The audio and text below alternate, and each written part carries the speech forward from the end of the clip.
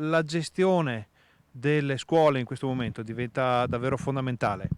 Sì, diventa fondamentale soprattutto anche alla luce dell'aumento dei contagi. Ieri il presidente Zaia l'ha annunciato, iniziamo a geolocalizzare determinate aree del nostro Veneto, quindi ci sarà un'attenzione particolare sui vari distretti che abbiamo sul territorio, in modo da non creare delle zone rosse generalizzate, ma focalizzate sui singoli territori.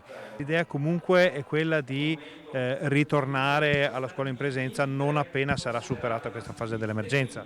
Certamente nessuno si sta divertendo a chiudere le scuole, cioè noi ci muoviamo anche sulla base anche di consigli da parte del Comitato Tecnico Scientifico e ci confrontiamo ogni giorno. È ovvio che le scuole sono uno dei principali veicoli ovviamente di contagio e quindi su questo c'è un'attenzione particolare.